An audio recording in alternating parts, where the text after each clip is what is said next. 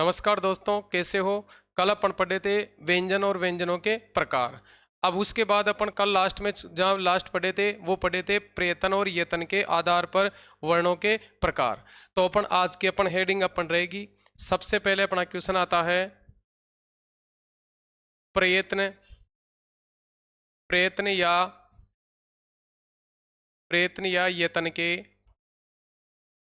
यत्न के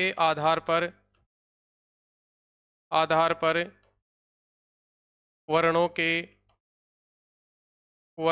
प्रकार। प्रयत्न या यत्न के आधार पर वर्णों के प्रकार। तो देखो अपना सबसे पहला क्वेश्चन आता है कि प्रयत्न या यत्न किसे कहते हैं। तो इसमें अपना पहला क्वेश्चन ये है कि किसी भी कार्य को करने के लिए जो प्रयास किया जाता है या प्रयत्न किया जाता है उसे अपन क्या कहते हैं, यत्न कहते हैं। तो सबसे पहला क्वेश्चन है कि प्रयत्न और यत्न के आधार पर वर्णों के यदि प्रकार पूछे, उससे पहले अपना प्रयत्न और यत्न के प्रकार पूछे तो अपने प्रयत्न और यत्न के दो प्रकार होते हैं। प्रयत्न व यत्न के दो प्रकार होते हैं। प्रयत्न के दो प्रकार होते हैं। प्रयत्न के दो प्रकार होते हैं। एक नंबर पे तो आता आपका बाह्य प्रयत्न, बाह्य प्रयत्न, और सेकंड नंबर पे आता आपका आभ्यंतर प्रयत्न। तो सबसे पहला क्वेश्चन क्या हो गया, अपने प्रयत्न और यत्न के दो प्रकार होते हैं। एक तो होता है बाह्य प्रयत्न और दूसरा होता है आपका आभ्यंतर प्रयत्न। अब अपन सबसे पहले पढ़ेंगे वो सबसे पहला अपन बाह्य प्रयत्न के आधार पर वर्णों के प्रकार पढ़े थे कल। बाह्य प्रयत्न के आधार पर बाह्य प्रयत्न के आधार पर वर्णों के दो प्रकार होते हैं। बाह्य प्रयत्न के आधार पर वर्णों के दो प्रकार होते हैं। कितने प्रकार होते हैं? दो प्रकार होते हैं। दो कौन कौन से होते हैं भैया? एक नंबर पे तो अपन पढ़ेंगे प्राणवायु के आधार पर। प्राणवायु के आधार पर और सेकंड नंबर पे पढ़ेंगे स्वर तंत्रियों में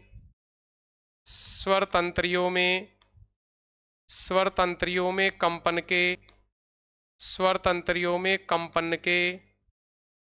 के आधार पर।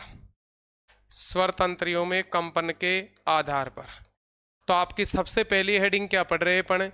प्रयत्न या यत्न के आधार पर वर्णों के प्रकार। लेकिन उससे पहले अपन पढ़ रहे हैं कि अपने प्रयत्न और यत्न के दो प्रकार होते हैं। पहला हो गया आपका बाह्य प्रयत्न और दूसरा हो गया आपका आभ्यंतर प्रयत्न। यदि अपन बाह्य प्रयत्न के आधार पर सबसे पहले वर्णों की बात करें तो बाह्य प्रयत्न के आधार पर अपने वर्णों के दो प्रकार होते हैं, जिसमें पहला तो कौन सा? प्राणवायु के आधार पर। तो भैया यहाँ प्राणवायु के आधार पर भी कितने प्रकार होते हैं? दो प्रकार। प्राणवायु के आधार पर भी कितने प्रकार होते हैं? दो प्रकार। और यदि स्वर तंत्रियों में कंपन के आधार पर पढ़ें तो स्वर तंत्रियों में कंपन के आधार पर भी कितने प्रकार होते हैं? दो प्रकार होते हैं। तो सबसे पहला क्वेश्चन है कि प्राणवायु के आधार पर वर्णों के दो प्रकार होते हैं और स्वर तंत्रियों में कंपन के आधार पर भी कितने प्रकार होते हैं? दो प्रकार। अगर प्राणवायु की बात करें तो इसके आधार पर दो प्रकार कौन कौन से होते हैं? इस पर एक नंबर पे आएगा वो तो आएगा आपका अल्प प्राण। एक नंबर पे कौन सा आएगा? अल्प प्राण। और सेकंड नंबर पे इसमें आएगा वो आपका आएगा महाप्राण।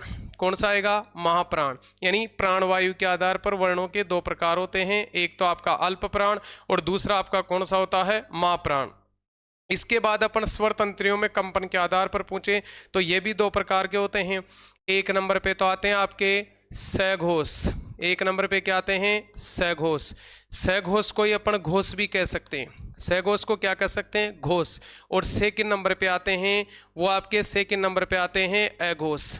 सेकंड नंबर पे क्या आते हैं, अघोष। तो अपना क्वेश्चन क्या हो गया, सबसे फर्स्ट क्वेश्चन अपना है, किसी भी कार्य को करने के लिए जो प्रयास किया जाता है उसे यत्न कहते हैं। यत्न के दो प्रकार होते हैं, बाह्य प्रयत्न और आभ्यंतर प्रयत्न। सबसे पहले बाह्य प्रयत्न के आधार पर बात करें तो दो प्रकार होते हैं, पहला प्राणवायु के आधार पर, दूसरा स्वर तंत्रियों में कंपन के आधार पर। इसमें सबसे पहले प्राणवायु के आधार पर बात करें तो प्राणवायु के आधार पर दो प्रकार होते हैं, एक तो अल्पप्राण और दूसरा कौन सा होता है, महाप्राण। लेकिन स्वर तंत्रियों में कंपन के आधार पर बात करें तो ये भी कितने प्रकार के होते हैं, दो प्रकार। पहला तो कौन सा आएगा, सघोष, जिसको अपन घोष भी कह सकते हैं, और दूसरा कौन सा आएगा, अघोष। अब अपन यहाँ पढ़ लिए। अब अपन सबसे पहले एक नंबर पे पढ़ेंगे प्राणवायु के आधार पर वर्णों के प्रकार, उसके बाद दो नंबर पढ़ेंगे स्वर तंत्रियों में कंपन के आधार पर वर्णों के प्रकार। आगे देखो,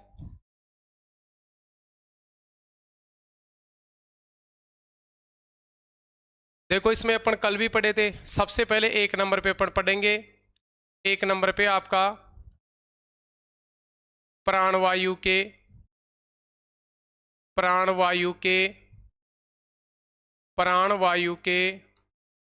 आधार पर वर्णों के दो प्रकार होते हैं। वर्णों के दो प्रकार होते हैं। प्राणवायु के आधार पर वर्णों के कितने प्रकार होते हैं, दो प्रकार। दो प्रकार कौन कौन से होते हैं, वो आपका एक नंबर पे अभी अपन पढ़े थे। एक नंबर पे तो आएगा अल्प प्राण, ये एक नंबर पे तो आपका कौन सा आएगा, अल्प प्राण, एक नंबर पे अल्प प्राण। और ये दो नंबर पे आएगा आपका, वो दो नंबर पे आएगा महाप्राण। दो नंबर पे कौन सा आएगा, महाप्राण। अब अल्प का मतलब होता है कम और महा का मतलब होता है ज्यादा, कि वे वर्ण जिनका उच्चारण करने पर अपने मुंह से कम वायु बाहर निकलती है उसे तो अपन कहते हैं अल्पप्राण, और वे वर्ण जिनका उच्चारण करने पर मुंह से अधिक वायु बाहर निकलती है उसे अपन क्या कहते हैं, महाप्राण कहते हैं। दोस्तों आप ऐसा याद रखोगे, आप ऐसी ट्रिक्स बताऊंगा कि आप कभी नहीं भूलोगे इनको। आपको देखो सबसे पहले अपन अल्पप्राण की बात कर रहे हैं। अल्पप्राण वे वर्ण जिनका उच्चारण करने पर मुंह से कम वायु बाहर निकलती है उसे अल्पप्राण कहते हैं, और जिसके उच्चारण करने पर मुंह से अधिक वायु बाहर निकलती है उसे क्या कहते हैं, महाप्राण कहते हैं। अब अपना क्वेश्चन आता है कभी कभी कि जो अल्पप्राण है वो क्या होते हैं, महाप्राण क्या होते हैं। तो सबसे पहला क्वेश्चन तो अपना यहां आता है हिंदी में, अपना क्वेश्चन आता है हिंदी में कुल वर्णों की संख्या। हिंदी में कुल वर्णों की हिंदी में कुल वर्णों की संख्या, कुल वर्णों की संख्या 44 होती है। कुल वर्णों की संख्या कितनी होती है, 44। कुल वर्णों की संख्या पूछे तो कितनी होती है, 44 होती है। अब देखो 44 होते हैं, इसमें अपन पढ़े थे एक नंबर पे तो आपके आते हैं स्वर। भैया स्वरों की संख्या कितनी पढ़े अपन, 11। सेकंड नंबर पे आते हैं वो आपके आते हैं इसमें मूल व्यंजन। कौन से व्यंजन आते हैं, मूल व्यंजन। भैया सेकंड नंबर पे मूल व्यंजन, जो मूल व्यंजन अपने कितने होते हैं, 33 होते हैं। अब मूल व्यंजनों में 33 कौन कौन से होते हैं, एक नंबर पे तो आपके कौन से व्यंजन होते हैं, स्पर्श व्यंजन। कौन से व्यंजन, स्पर्श व्यंजन। यदि अपन स्पर्श व्यंजन की बात करें तो अपने हिंदी में स्पर्श व्यंजनों की संख्या कितनी होती है, 25। सेकंड नंबर पे बात करें तो सेकंड नंबर पे आते हैं आपके अंतस्थ व्यंजन। कौन से व्यंजन, अंतस्थ व्यंजन। तो अपने हिंदी में अंतस्थ व्यंजनों की संख्या पूछे तो इनकी संख्या कितनी होती है, 4। इसके बाद आपके थर्ड नंबर पे आते हैं ऊष्म व्यंजन। थर्ड नंबर पे कौन से व्यंजन आते हैं, ऊष्म व्यंजन। जो ऊष्म व्यंजनों की संख्या भी कितनी होती है, 4। इस प्रकार ये अपने हिंदी में कुल वर्णों की संख्या पूछे तो कुल वर्णों की संख्या कितनी होती है, 44। 11 स्वर मूल व्यंजन 33 होते हैं, उनमें से 25 स्पर्श व्यंजन आ गए। 33 में से 25 तो स्पर्श व्यंजन, 4 अंतस्थ और 4 आपके कौन से व्यंजन हो गए, ऊष्म व्यंजन। अब यहाँ जो अपन अल्पप्राण और महाप्राण पढ़ रहे हैं इसमें अपन ये पढ़ेंगे कि अपने हिंदी में जो कुल वर्णों की संख्या 44 है। भैया इन 44 वर्णों को अपन दो भागों में डिवाइड करेंगे कि 44 में से अल्पप्राण तो कौन से हैं और महाप्राण कौन से होते हैं। तो आपको सबसे पहले तो अपने को ये संख्या है, अब अपन संख्या में 44 वर्ण लिखेंगे। संख्या में 44 कौन कौन से आएंगे, आगे देखो।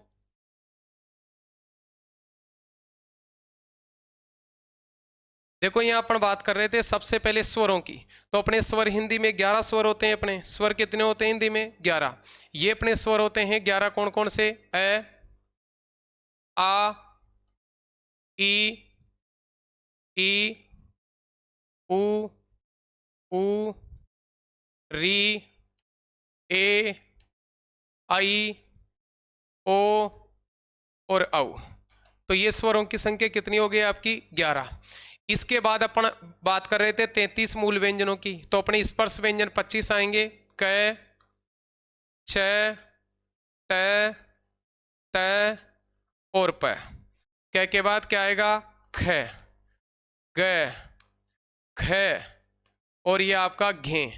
छ, छ, ज, झ और ये ट, ठ, ड, ढ और ण।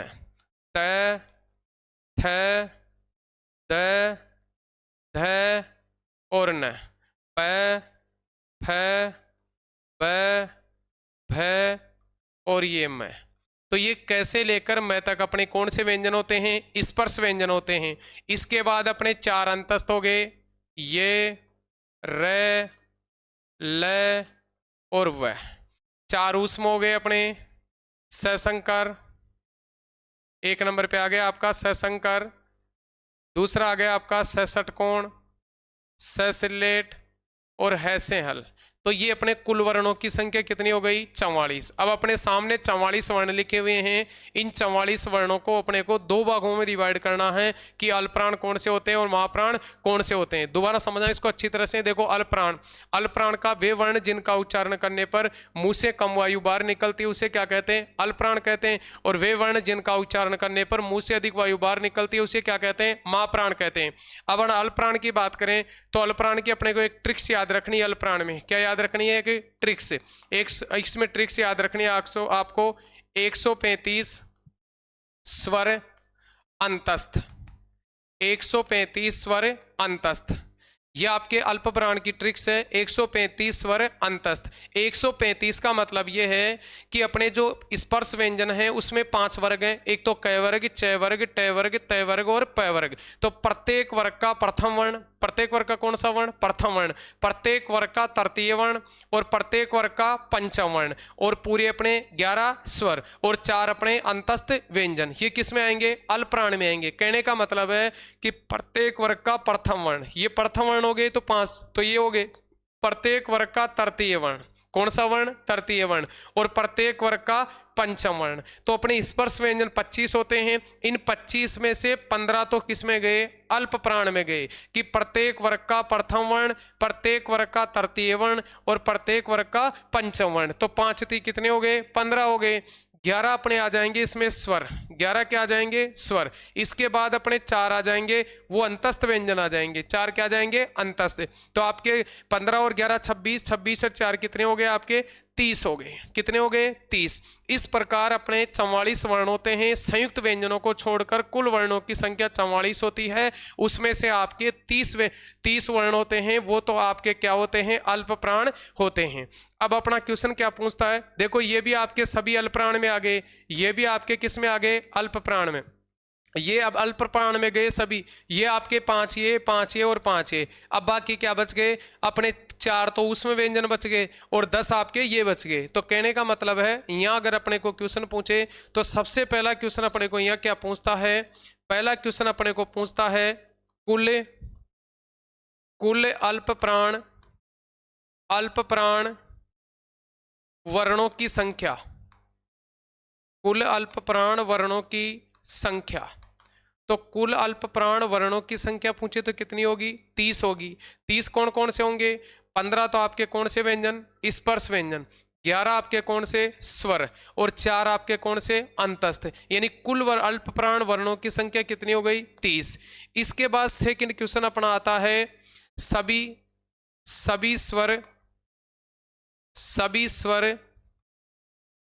स्वर अल्पप्राण होते हैं। सभी स्वर अल्पप्राण होते हैं। सभी स्वर क्या होते हैं? अल्पप्राण। इसका मतलब यह है कि अपने जो 11 स्वर हैं उनको 11 को अल्पप्राण में शामिल किया गया है, इसलिए सभी स्वर क्या होते हैं? अल्पप्राण होते हैं। तो आपको याद रखना है। इसके बाद अपना थर्ड क्वेश्चन आता है कुल अल्पप्राण कुल अल्प प्राण व्यंजनों की संख्या, व्यंजनों की संख्या। यहां कुल अल्प प्राण व्यंजनों की संख्या की बात कर रहा है, तो 15 तो स्पर्श और 4 अंतस्थ, तो कुल व्यंजन कितने हो गए 19। कुल अल्प प्राण व्यंजनों की संख्या कितनी हो गई 19। इसके बाद अपन चौथा क्वेश्चन बात करें तो इसमें चौथा क्वेश्चन आता है अल्प प्राण, चौथा क्वेश्चन आपका आता है अल्प प्राण स्पर्श, अल्प प्राण स्पर्श, अल्प प्राण स्पर्श व्यंजनों की संख्या, अल्प प्राण स्पर्श व्यंजनों की संख्या। तो अल्प प्राण स्पर्श व्यंजन कितने होंगे 15, ठीक है। कुल व्यंजन कितने स्पर्श व्यंजन 25 होते हैं, उनमें से 15 किस में आ जाएंगे अपने अल्प प्राण में आ जाएंगे, 15 किस में आ जाएंगे अपने अल्प प्राण में आ जाएंगे, 15 किस में आ जाएंगे अल्प प्राण में। तो अपना क्वेश्चन क्या हो गया, अल्प प्राण स्पर्श व्यंजनों की संख्या पूछे तो कितने हो जाएंगे 15, और कुल अल्प प्राण व्यंजनों की संख्या पूछे तो कितने हो जाएंगे 19। सभी स्वर क्या होते हैं अल्प प्राण, ठीक है, सभी स्वर क्या होते हैं अल्प प्राण, और कुल अल्प प्राण वर्णों की संख्या कितनी होती है 30। अब 30 तो यहाँ आ गए। अब सेकंड नंबर पे अपन बात करते हैं महाप्राण की। किसकी बात करते हैं महाप्राण। तो महाप्राण की परिभाषा क्या होती है कि वे वर्ण जिनका उच्चारण करने पर अपने मुंह से अधिक वायु बाहर निकलती है उसे अपन क्या कहते हैं महाप्राण वर्ण कहते हैं। अगर महाप्राण की यहां बात करें तो अपने महाप्राण में इसकी भी अपन ट्रिक्स, इसकी ट्रिक्स आपको याद रखनी है, इसकी ट्रिक्स आपकी महाप्राण व्यंजनों की ट्रिक्स आपको याद रखनी है। 24 उष्म, क्या याद रखनी है आपको 24 उष्म। 24 उष्म का मतलब यह क्या होता है, 24 का मतलब यह है कि जो अपने स्पर्श व्यंजनों के जो 5 वर्ग होते हैं, 5 वर्ग और 25 व्यंजन है, उनमें से अपन 15 तो अल्पप्राण में पढ़ लिए, यानी प्रथम वर्ण, तृतीय वर्ण और पंचम वर्ण तो अल्पप्राण में आ गए। अब कौन कौन से वर्ण बच गए, एक तो दूसरा वर्ण बच गया और एक चौथा वर्ण बच गया। तो ये दूसरे वर्ण, 24 का मतलब है प्रत्येक वर्ग का दूसरा वर्ण, 24 का मतलब है प्रत्येक वर्ग का दूसरा वर्ण और प्रत्येक वर्ग का चौथा वर्ण। तो यहाँ कितने हो गए 5 दूनी 10, यानी ये अपने अल्प महाप्राण हैं। महाप्राण कितने हो गए यहाँ अल्प महाप्राण स्पर्श व्यंजन कितने हो गए 10, और 4 आपके कौन से हो गए ऊष्म व्यंजन। तो महाप्राण व्यंजनों की संख्या तो कितनी हो गई 14। लेकिन महाप्राण स्पर्श व्यंजन पूछे आपको कि महाप्राण स्पर्श व्यंजन, महाप्राण स्पर्श व्यंजन, तो महाप्राण स्पर्श व्यंजनों की संख्या है वो कितनी हो गई अपने 10, और कुल व्यंजन कितने हो गए 14। इस प्रकार ये अपने हिंदी में संयुक्त व्यंजनों को छोड़कर कुल वर्णों की संख्या कितनी होती है 44, जिसमें अपन 30 तो पढ़े अल्पप्राण और 14 क्या पढ़े अपन महाप्राण। तो ये अपना प्रयत्न और यत्न के आधार पर पहला प्रकार है वो कंप्लीट हो गया, पहला अल्पप्राण और दूसरा महाप्राण। एक बार देखो वापस, प्राणवायु के आधार पर अपने वर्णों के 2 प्रकार पढ़ रहे हैं, 1 नंबर पे अल्प प्राण, 2 नंबर पे महाप्राण। वे वर्ण जिनका उच्चारण करने पर मुंह से कम वायु बाहर निकलती है उसे अल्पप्राण कहते हैं, और वे वर्ण जिनका उच्चारण करने पर मुंह से अधिक वायु बाहर निकलती है उसे महाप्राण कहते हैं। हिंदी में कुल वर्णों की संख्या कितनी होती है 44। 44 में से 11 तो स्वर होते हैं, 33 मूल व्यंजन होते हैं। इसके बाद अपन अल्पप्राण पढ़े, अल्पप्राण का सूत्र है 135 स्वर अंतस्थ। इसका मतलब यह है प्रत्येक वर्ग का पहला वर्ण, यानी जो अपन वर्ग पढ़े हैं स्पर्श व्यंजन 25, उनमें प्रत्येक वर्ग का पहला वर्ण, प्रत्येक वर्ग का तीसरा वर्ण, प्रत्येक वर्ग का 5वां वर्ण। तो 135 हो गए, सभी अपने 11 स्वर हो जाएंगे, 4 आपके कौन से व्यंजन हो जाएंगे इसमें अंतस्थ व्यंजन हो जाएंगे। तो ये कुल वर्ण कितने हो गए 30 हो गए इसमें कुल वर्णों के अल्पप्राण वर्णों की संख्या कितनी हो गई 30। इसमें आपके 15 तो स्पर्श व्यंजन आ गए, 11 अपने स्वर आ गए, 4 आपके कौन से आ गए अंतस्थ आ गए। इसके बाद अपना पहला क्वेश्चन क्या है कि कुल अल्पप्राण वर्णों की संख्या जो कितनी होती है 30। इसके बाद सभी स्वर अल्पप्राण होते हैं, कुल अल्पप्राण व्यंजनों की संख्या पूछे तो 15 + 4 = 19। इसके बाद लास्ट क्वेश्चन अपना क्या है कि अल्पप्राण स्पर्श व्यंजनों की संख्या जो कितनी होती है 15। अगर अपन महाप्राण की बात करें तो महाप्राण स्पर्श व्यंजनों की संख्या तो कितनी होगी 10, क्योंकि इसकी ट्रिक्स क्या है 24 उसमें, 24 का मतलब है प्रत्येक वर्ग का दूसरा और प्रत्येक वर्ग का चौथा वर्ण। तो 10 तो स्पर्श व्यंजन हो गए, लेकिन कुल व्यंजनों की बात करें तो कुल व्यंजन कितने हो गए 14। तो 30 तो आपके अल्पप्राण हो गए, 4 आपके 30 तो अल्पप्राण हो गए, 14 महाप्राण। इस प्रकार कुल वर्णों की संख्या कितनी हो गई 44। तो ये अपन पहला प्रकार पढ़े प्राणवायु के आधार पर। अब सेकंड प्रकार इसमें पढ़ेंगे स्वर तंत्रियों में कंपन के आधार पर। आगे देखो,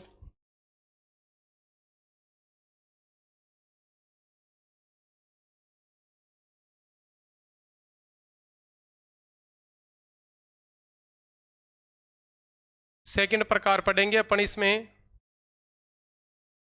स्वर तंत्रियों में, स्वर तंत्रियों में, स्वर तंत्रियों में कंपन, कंपन के, कंपन के आधार पर, आधार पर वर्णों के, वर्णों के दो प्रकार होते हैं, दो प्रकार होते हैं। किसके आधार पर? स्वर तंत्रियों में कंपन के आधार पर वर्णों के कितने प्रकार होते हैं? दो प्रकार।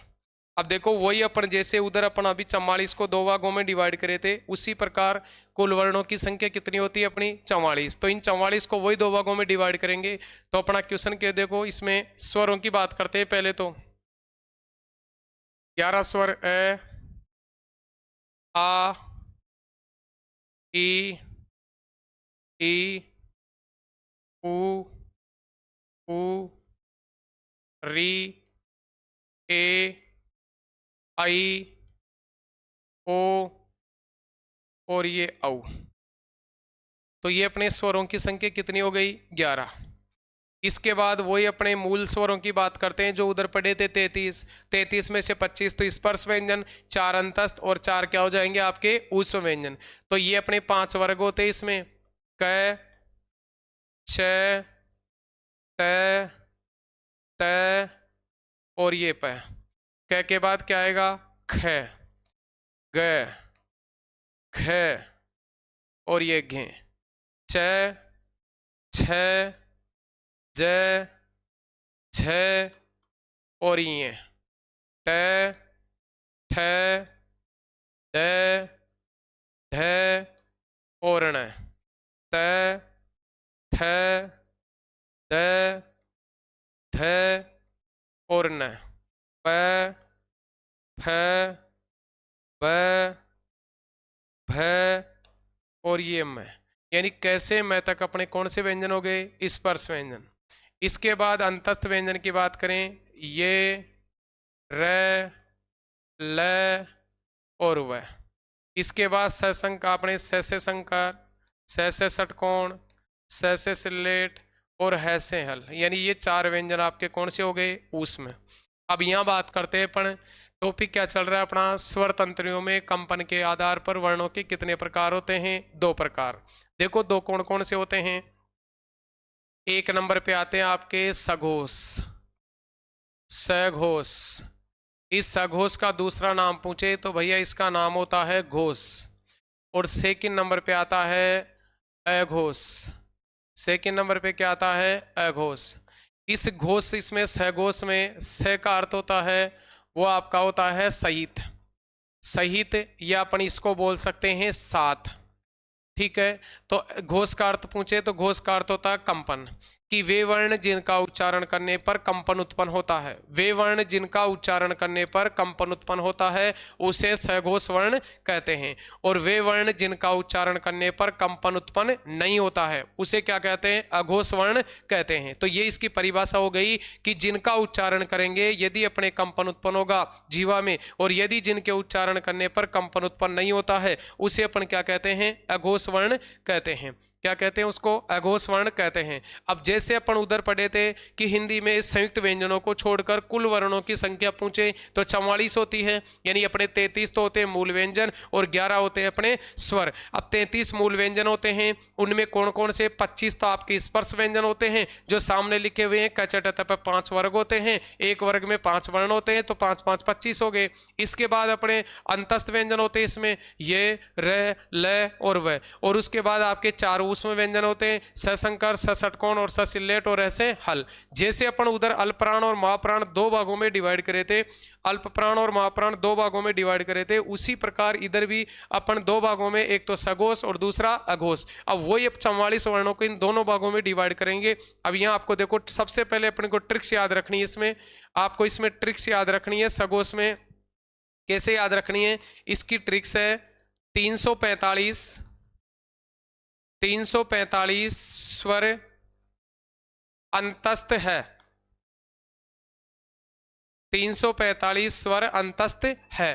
क्या ट्रिक्स है? 345 स्वर अंतस्थ है। इस 345 का मतलब है कि स्पर्श व्यंजन के प्रत्येक वर्ग का तीसरा वर्ण, प्रत्येक वर्ग का कौन सा वर्ण? तीसरा वर्ण। प्रत्येक वर्ग का कौन सा वर्ण? चौथा वर्ण। प्रत्येक वर्ग का कौन सा वर्ण? पांचवा वर्ण। प्रत्येक वर्ग का तीसरा वर्ण, प्रत्येक वर्ग का चौथा वर्ण, प्रत्येक वर्ग का पांचवा वर्ण। यानी कहने का मतलब है स्पर्श व्यंजन में से 25 में से 15 तो किस में आ जाएंगे? आपके सगोश में आ जाएंगे। किस में आ जाएंगे? सगोश में। यानी सगोश में कहने का मतलब यह है स्पर्श व्यंजनों की संख्या 25 होती है, उसमें से 15 तो किस में आ जाएंगे? आपके सगोश में आ जाएंगे। 15 प्लस आपके 11 क्या आएंगे भैया? इसमें स्वर। इसके बाद आपके 4 अंतस्थ व्यंजन आ जाएंगे, एक आपका ऊष्म है आ जाता है यहाँ। ठीक है, तो आपको याद रखना है इसमें कुल वर्णों की संख्या पूछे तो कुल वर्णों की संख्या कितनी होती है? 31 होती है। कुल वर्णों की संख्या कितनी होती है इसमें? 31। आपको याद रखना है सबसे पहला क्वेश्चन अपने को क्या पूछेगा? सबसे फर्स्ट क्वेश्चन अपने को ये पूछेगा सघोष, सघोष,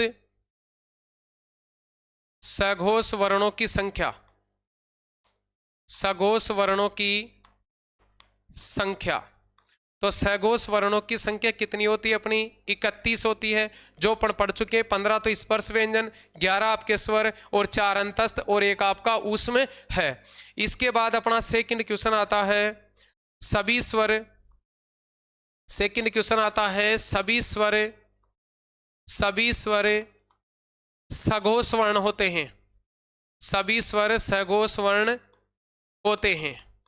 सभी स्वर क्या कौन से वर्ण होते हैं? सघोष वर्ण होते हैं। इसका मतलब यह है उधर अपन पढ़े थे प्राणवायु के आधार पर सभी स्वर अल्पप्राण थे, महाप्राण में कोई स्वर नहीं था। उसी प्रकार इधर भी सघोष में ही पूरे 11 के 11 स्वर आएंगे, महाप्राण में कोई भी स्वर नहीं आएगा। तो आपको याद रखना सभी स्वर क्या होते हैं? सघोष होते हैं।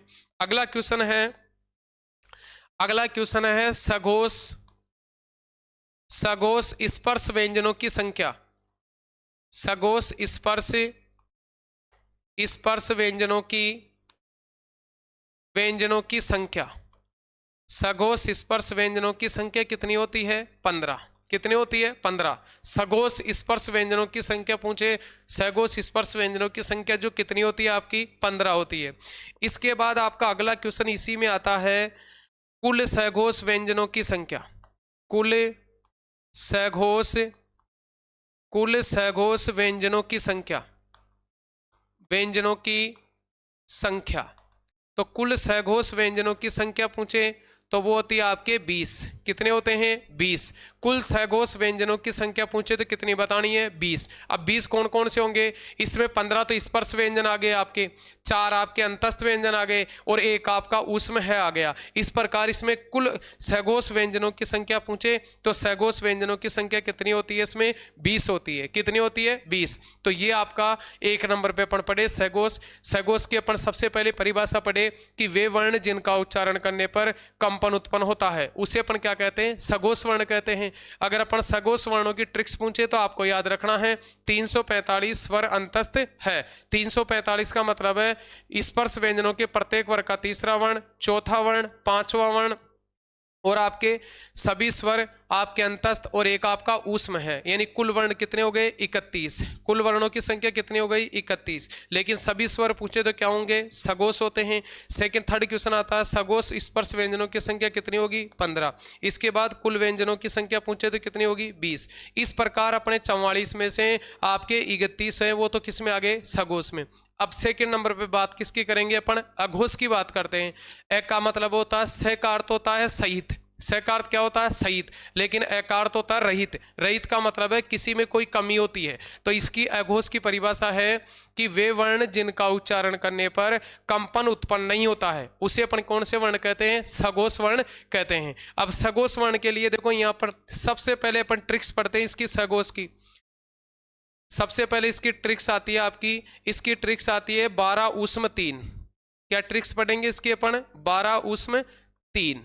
12 ऊष्म 3, 12 ऊष्म 3, इसका मतलब यह है प्रत्येक स्पर्श व्यंजनों के प्रत्येक वर्ग का प्रथम वर्ण, प्रत्येक वर्ग का कौन सा वर्ण, प्रथम वर्ण, प्रत्येक वर्ग का प्रथम वर्ण, प्रत्येक वर्ग का दूसरा वर्ण। तो एक वर्ग में 5 व्यंजन होते हैं, तो 2 वर्गों में 10 व्यंजन हो गए। कितने हो गए, 10, 10 ये हो गए। 4 आपके ऊष्म व्यंजन हो गए, ठीक, 4 ऊष्म व्यंजन, उसमें 4 होते हैं लेकिन एक आपका है उधर गया, इसलिए यहाँ आपको ऊष्म व्यंजन 3 याद रखना है। ऊष्म व्यंजन कितने याद रखना, 3, यानी 10 तो स्पर्श और 3 ऊष्म व्यंजन, तो आपके इस यहाँ पर कुल व्यंजन कितने हो गए, 13।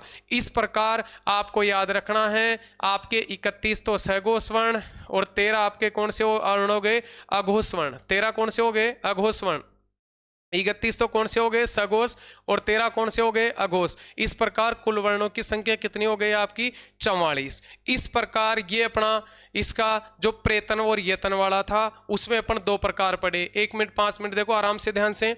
सबसे पहले अपन पढ़े प्रयत्न किसे कहते हैं, यतन किसे कहते हैं। तो किसी भी कार्य को करने के लिए जो प्रयत्न, किसी भी कार्य को करने के लिए जो प्रयास किया जाता है उसे अपन यतन या प्रयत्न कहते हैं। अपने प्रयत्न 2 प्रकार के होते हैं। पहला अपन पढ़ रहे थे बाह्य प्रयत्न के आधार पर वर्णों के प्रकार, तो ये जितने भी प्रकार पढ़े अपन वो बाह्य प्रयत्न के आधार पर पढ़े। सेकंड नंबर पे दूसरा प्रकार आता है आभ्यंतर प्रयत्न, वो अब आगे पढ़ेंगे अपन आभ्यंतर प्रयत्न के आधार पर। ये बाह्य प्रयत्न के आधार पर पढ़े हैं, जिसमें बाह्य प्रयत्न के आधार पर 2 प्रकार पढ़े। पहला पढ़े प्राणवायु के आधार पर, जो वो भी 2 प्रकार के होते हैं, पहला तो अल्पप्राण, दूसरा महाप्राण। फिर सेकंड पढ़े स्वर तंत्रियों में कंपन के आधार पर, उसके भी 2 प्रकार होते हैं, एक तो सघोष और दूसरा अघोष। अब अपन सेकंड नंबर पे पढ़ेंगे इसमें जो अपन दूसरा प्रयत्न आता है आपका आभ्यंतर प्रयत्न।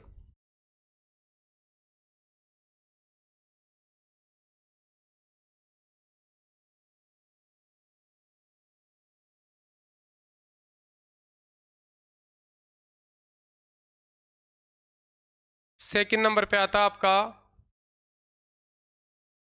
आभ्यंतर, आभ्यंतर प्रयत्न के, आभ्यंतर प्रयत्न या यतन,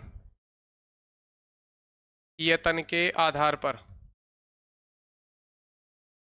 आधार पर,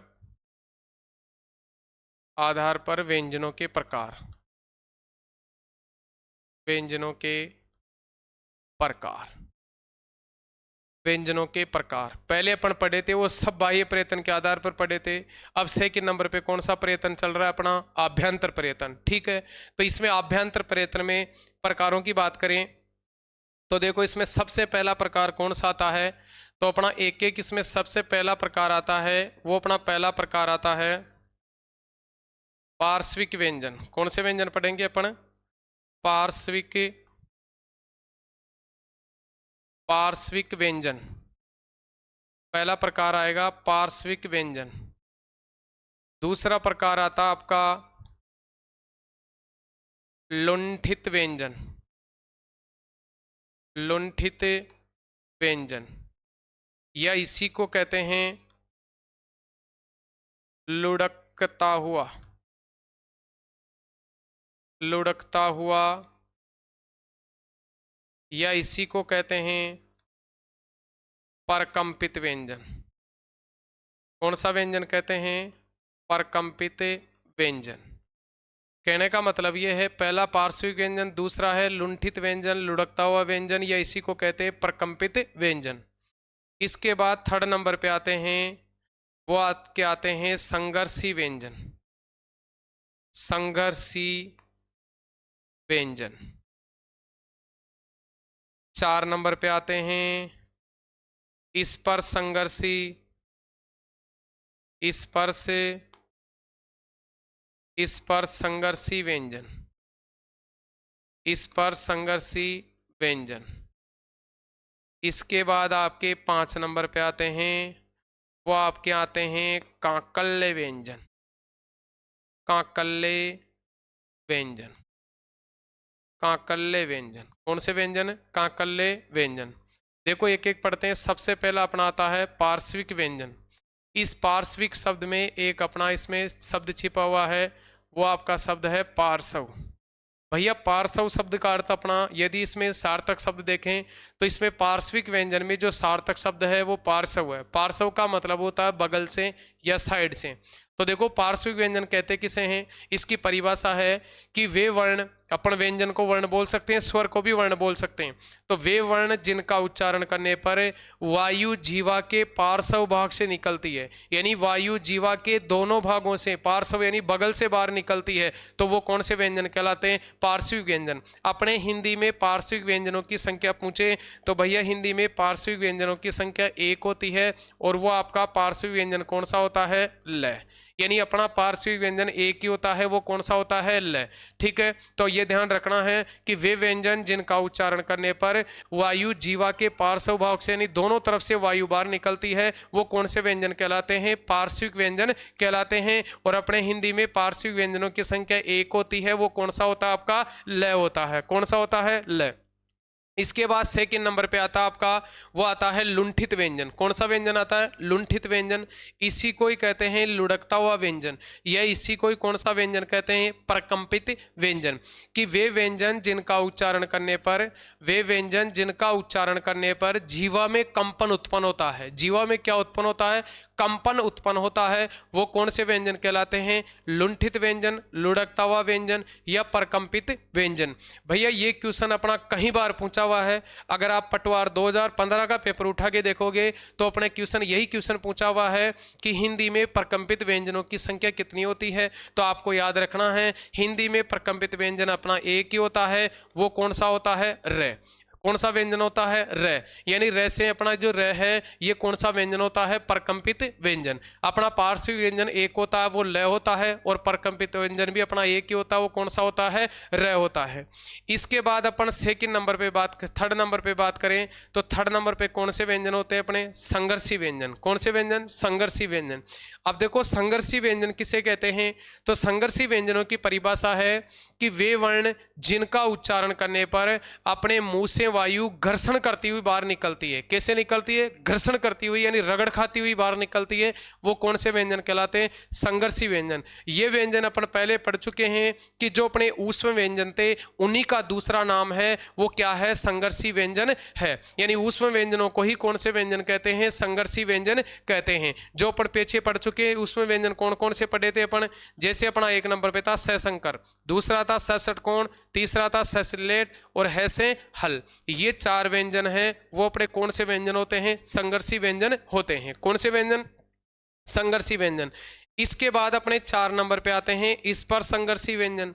देखो इसमें 2 नाम छिपे हुए हैं, एक तो स्पर्श और एक संघर्षी। अब देखो स्पर्श तो अपन उधर पढ़ लिए, अगर अलग अलग करके पढ़े तो स्पर्श तो 25 होते हैं अपने, स्पर्श तो कितने होते हैं, 25, और संघर्षी कितने होते हैं, 4, जो भी अपन पढ़ चुके हैं। जो 4 सशंकर, सषटकोण, ससिलेट और हैसेल, यानी जो अपने ऊष्म व्यंजन है उन्हीं का ही दूसरा नाम है, वो कौन सा नाम है, संघर्षी व्यंजन कहते हैं। लेकिन यहाँ बात कर रहा है स्पर्श संघर्षी। अब देखो अपन अभी क्वेश्चन पढ़े थे इससे पहले कि हिंदी में स्पर्श व्यंजनों की संख्या कितनी होती है, 25। देखो स्पर्श व्यंजनों की संख्या 25 होती है, 1 मिनट इसको मिटा देता हूं मैं, 25 होते हैं। देखो 25 कौन कौन से होते हैं, अपन यहां पढ़े थे 25, क, च, त, त और ये प। क के बाद क्या पढ़े थे, ख, ग, घ और ये घे, च, छ, ज, झ और ये त, ठ, ड, ढ और ण, त, थ, द, ध और न, प, फ, ब, भ और ये आपका म। अब यहां से अपन स्पर्श संघर्षी व्यंजन निकालेंगे कि स्पर्श संघर्षी व्यंजन कौन से होते हैं। तो देखो अपन यहाँ 25 व्यंजन लिखे हुए अपने सामने, ये तो आपके होते हैं वो नासिक के व्यंजन होते हैं। कौन से व्यंजन होते हैं, नासिक के। ये आपके पंचवर्णों को नासिक के, या इन्हीं को कहते हैं अपन अनुनासिक। इन्हीं को कौन से व्यंजन कहते हैं, अनुनासिक भी कहते हैं इनको। इनको कौन से भी कहते हैं अपन, अनुनासिक भी कहते हैं। क्या कहते हैं इनको, अनुनासिक। और इन्हीं को अपन पंचवर्ण भी बोलते हैं। इन्हीं को क्या बोलते हैं अपन, पंचवर्ण। तो ये तो आपके कौन से वर्ण हो गए, पंचवर्ण। इसके बाद अपन बात करते हैं कि जो आपके च वर्ग के, कौन से वर्ग के, च वर्ग के। अपने च वर्ग के जो 4 वर्ण है, 4 च वर्ग के कितने वर्ण, 4 वर्ण। ये च वर्ग के जैसे आपका ये आ गया च, छ, च छ ज, च छ ज और ये झ। ये च वर्ग के जो चारों वर्ण आपके च वर्ग के, वो आपके कौन से व्यंजन कहलाते हैं? स्पर्श संघर्षी व्यंजन कहलाते हैं। कौन से व्यंजन? स्पर्श संघर्षी व्यंजन कहलाते हैं। इसके बाद अपने यहाँ बात करते हैं, इसमें देखो ये 5 तो आपके किस में गए? नासिक के व्यंजन में गए। अब बाकी यहाँ 16 व्यंजन रह गए, तो वो अपने 6 नंबर पे आ जाते हैं स्पर्शी व्यंजन। कौन से व्यंजन? स्पर्शी व्यंजन। स्पर्शी व्यंजन अपने हिंदी में स्पर्शी व्यंजनों की संख्या कितनी होती है? 16। स्पर्शी व्यंजन कौन से व्यंजन? स्पर्शी। यदि स्पर्शी व्यंजनों की बात करें तो अपने स्पर्शी व्यंजनों की संख्या कितनी होती है? 16 होती है। अब 16 कौन कौन से होते हैं? ये देखो, स्पर्श व्यंजन 25 होते हैं, स्पर्शी व्यंजनों की संख्या 16 होती है। स्पर्श 25 होते हैं और स्पर्शियों की संख्या कितनी होती है? 16। अब 25 में से 5 तो निकाल दिए अपन, वो नासिक के व्यंजन। 5 तो कौन से निकाल दिए? नासिक के व्यंजन, जिसको अपन अनुनासिक व्यंजन या जिसको अपन पंचम वर्ण भी कहते हैं। और अपन 4 व्यंजन निकाल दिए, वो स्पर्श संघर्षी निकाल दिए। तो 25 में से 9 गए तो 16 बच गए। 25 में से 9 गए तो कितने बच गए? 16। तो बाकी के जैसे नहीं, क वर्ग के चारों वर्ण, ट वर्ग के चारों वर्ण, त वर्ग के चारों वर्ण और प वर्ग के चारों वर्ण हैं, वो आपके कौन से व्यंजन कहलाते हैं? स्पर्शी व्यंजन कहलाते हैं।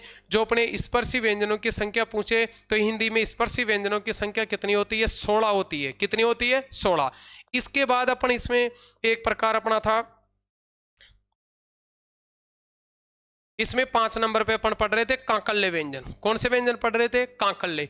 अब क्वेश्चन आता है कांकल्य व्यंजन किसे कहते हैं? तो इसकी परिभाषा है कि वे वर्ण या वे व्यंजन जिनका उच्चारण कंठ का थोड़ा नीचे से किया जाता है, कि वे वर्ण जिनका उच्चारण कंठ के थोड़ा नीचे से किया जाता है, वो कौन से व्यंजन कहलाते हैं? आपके कांकल्य व्यंजन कहलाते हैं। अपने हिंदी में यदि कांकल्य व्यंजनों की संख्या पूछे तो भैया हिंदी में कांकल्य व्यंजनों की संख्या होती है 2। कितनी होती है? 2। एक तो आपका है से हल वाला भी कांकल्य व्यंजन होता है, और सेकंड नंबर पे आता है वो आपका आता है विसर्ग। क्या आता है सेकंड नंबर पे? विसर्ग। तो आपका है से हल वाले भी अपने कौन सा व्यंजन होता है? कांकल्य व्यंजन होता है। और सेकंड नंबर पे आता है आपका विसर्ग। ये दोनों व्यंजन कौन से व्यंजन होते हैं? कांकल्य व्यंजन। तो अपना क्वेश्चन किसके आधार पर पढ़ रहे थे अपन? आभ्यंतर पर्यतन या यतन के आधार पर व्यंजनों के प्रकार पढ़ रहे थे। उसमें अपन पहला प्रकार पढ़े वो पार्श्विक व्यंजन पढ़े। तो अपने हिंदी में पार्श्विक व्यंजन की संख्या एक ही होती है, वो कौन सा होता है? अपना लय होता है। कौन सा होता है? लय। इसके बाद सेकंड नंबर पे पढ़े अपन लुंठित व्यंजन, लुढ़कता हुआ व्यंजन, या इसी को अपन प्रकंपित व्यंजन भी कहते हैं। जो अपने हिंदी में एक ही होता है वो कौन सा होता है? र। यानी हिंदी में प्रकंपित व्यंजनों की संख्या पूछे तो हिंदी में प्रकंपित व्यंजनों की संख्या एक ही होती है, वो कौन सा होता है? आपका र होता है। सेकंड नंबर पे, थर्ड नंबर पे पढ़े अपन संघर्षी व्यंजन, कि वे वर्ण जिनका उच्चारण करने पर मुंह से वायु घर्षण करती हुई बाहर निकलती है या रगड़ खाती हुई बाहर निकलती है, उसे अपन संघर्षी व्यंजन या ऊष्म व्यंजन कहते हैं। तो हिंदी में अपने संघर्षी व्यंजनों की संख्या पूछे तो हिंदी में संघर्षी व्यंजनों की संख्या कितनी होती है? 4। 4 कौन कौन से होते हैं? सशंकर, सषटकोण, ससिलेट और है से हल। ये 4 व्यंजन होते हैं आपके। कौन से होते हैं? संघर्षी व्यंजन। इसके बाद 4 नंबर पे पढ़े अपन, वो 4 नंबर पे आएंगे स्पर्श संघर्षी व्यंजन। यदि अपन स्पर्श संघर्षी व्यंजनों की बात करें तो अपने हिंदी में स्पर्श संघर्षी व्यंजनों की संख्या है वो भी कितनी होती है? 4। यानी अपने मूल रूप से अपन स्पर्श व्यंजन पढ़े तो स्पर्श व्यंजनों की संख्या तो 25 होती है। उसमें से 25 में से अभी अपन निकाले थे आपके 5 तो हो जाते हैं नासिक के व्यंजन। 5 तो कौन से व्यंजन हो जाते हैं? नासिक के। इसके बाद आपके 16 व्यंजन है वो आपके स्पर्शी हो जाते हैं, और जो 4 व्यंजन है आपके वो स्पर्श संघर्षी होते हैं। यानी च वर्ग के चारों व्यंजन, च, छ, ज और झ, यानी च वर्ग के जो चारों वर्ण हैं वो च वर्ग के चारों वर्ण अपने स्पर्श संघर्षी व्यंजन कहलाते हैं। इसके बाद कांकल्य व्यंजन पढ़े, जो भैया इसकी संख्या 2 होती है अपने हिंदी में। एक तो अपना है होता है और एक अपना विसर्ग होता है। भैया है को उसमें में भी रखा जाता है, और विसर्ग और है दोनों को अपन कंठ तालु में भी कंठ में भी रखते हैं। कंठे व्यंजन जिनका उच्चारण स्थान के आधार पर अपन कंठ पढ़ते हैं, उसमें भी अपना है और विसर्ग होता है।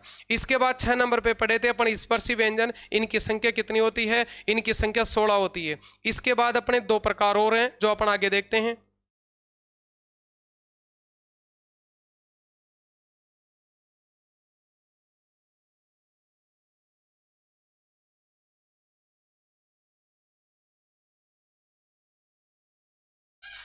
देखो अगला प्रकार अपन इसमें भी देखते हैं वर्तस्य व्यंजन। वर्तस्य व्यंजन, वर्तस्य का अर्थ होता है, इस वर्तस्य शब्द का अर्थ होता है मसूड़ा। क्या होता है? मसूड़ा।